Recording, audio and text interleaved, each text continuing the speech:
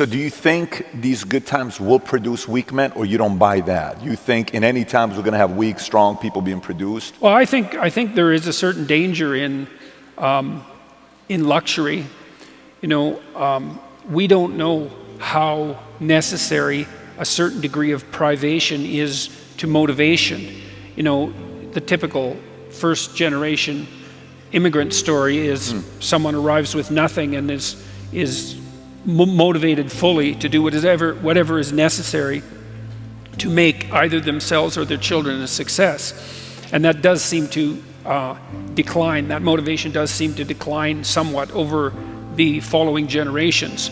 So, for example, Asian immigrants, their children outperform American children in school by a substantial margin, but that disappears by about 3 generations, that advantage. Wow, that disappears in 3 generations. Yeah. As the Asian immigrants become more Americanized, their proclivity to excel academically. You guys understand that concept? Powerful. So I come first generation, I'm more disciplined. My kid becomes less disciplined. My grandkids become less disciplined, and the one prior to that, you know, past that also gets less disciplined. Yeah, well, like I said, I mean, and you probably face this to some degree because, you know, you have a lot of resources at your command. It's very difficult to provide your children with optimal privation in order to make them stand on their own 2 feet, you know, and you don't get people to stand up on their own 2 feet and to adopt responsibility if everything is given to them. And that's a real conundrum.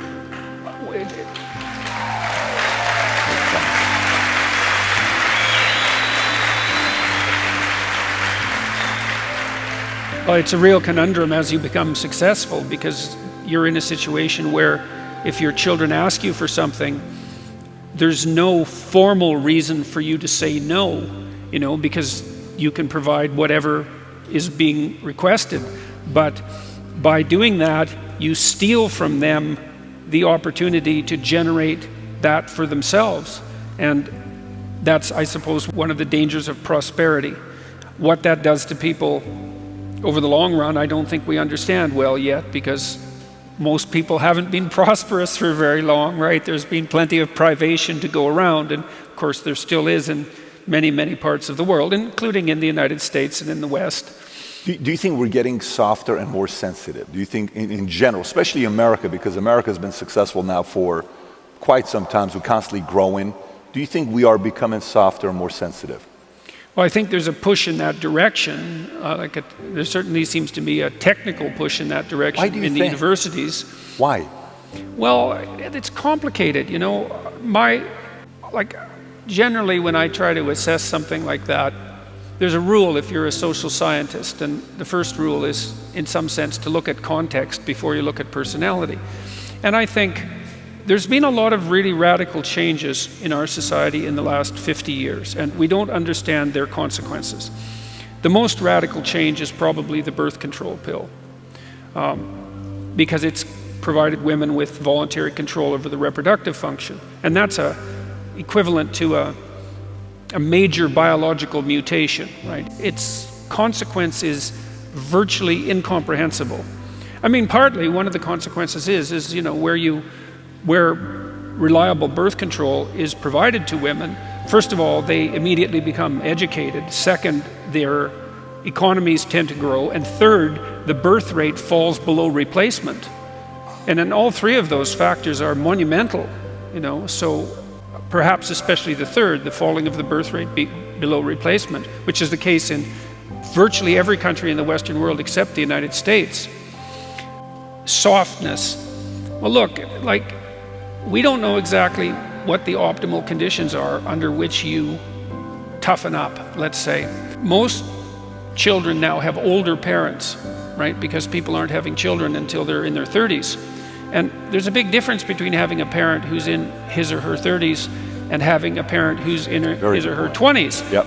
The 20-year-olds are still kind of like kids, and they're going to be more usefully neglectful, I would say. Well, look, one of the things we used to do with my daughter when she was very little was, you know, she was about 1.5 years, is we'd have her in a room alone, and she would usually complain about that for a few minutes, and then she'd find a way to amuse herself. She liked to take books out of shelves and put them back in, and like if you let her get through that initial bit of misery, then she would learn how to regulate herself, and she got very good at that. And so that's a good example of minor privation having a positive influence. But children used to have multiple siblings, and siblings toughen you up because there's tremendous competition in families among siblings, and they had younger parents who had fewer resources. And now parents are older, first of all, and second, they're more resource rich, and so they're more likely to schedule their children to death in some sense to provide them with all the opportunities that they feel would be useful, and that's understandable. And plus, because they have fewer children, each child is in some sense more precious. Not like if you have 10 children, you don't love all of them, but there's 10 of them. There's only so much excess attention that can go around, and they do a lot of socializing each other rather than being socialized by parents. But if you only have one child, you're going to devote all your resources to providing them with absolutely everything you can provide them with. And one of the dangers of that is that you'll overprotect them and you'll provide them with too much. And we don't understand those dynamics, right? We don't understand how much you should stay hands off your kids and let them go out there and make their own mistakes and find their own way. And that's tricky, and we're ignorant about it. And so I think one of the consequences of that is that we do have a reasonable percentage of young people, maybe young adolescents, the kind that you hear about at university, who have been overprotected and overscheduled and under-challenged in some sense. We extend that overprotection far longer than is helpful. It's hard though, because as I said, when you have resources, you can use them to make your children's lives, let's say, easier. But the question is, do you really want to make the life of someone you love easier? And that's an incredibly difficult question. And it's tough because how do the whole thing is when your kids friends go and say, hey, I heard your mommy and daddy are rich. Why isn't your mom buying you this car? Why isn't your dad buying you this car? But was your underlying message you encouraging us? Because there's a lot of Latinos in the room here. Were you trying to encourage us to go out there and have 10 babies? Is that what you're trying to say? It's like you're talking, they will make 10 babies in a heartbeat if you say that. These are professionals that making babies here. Well, my wife and I had 2 kids, and we didn't start late compared to most of the people we knew. I think our first child was born when my wife was 29. We certainly felt that we would have had more children if we would have started earlier. There's no doubt that, and this is a very important thing to know, there's not that many things in your life that are of central importance. There's half a dozen, I would say. There's your friends, there's your family, your intimate partner. By family, I mean your siblings and your parents, but then there's your children, there's your career, there's your educational trajectory, there's how you take care of yourself and protect yourself from temptation, and what sort of useful things you do in the time that you're not working. But children are a third of life, something like that, maybe more. And so I would certainly recommend that you don't miss it. It's complicated because, of course, now in most situations both parents have to work, and but it's always been complicated to raise children. They're a long-term investment, but yeah, right, which is hard. That's why it's hard to even pay childcare workers, right? Because the payoff for having a child doesn't occur until 2 decades later, or sometimes 4 decades later. But it's not something you want to miss, that's for sure, because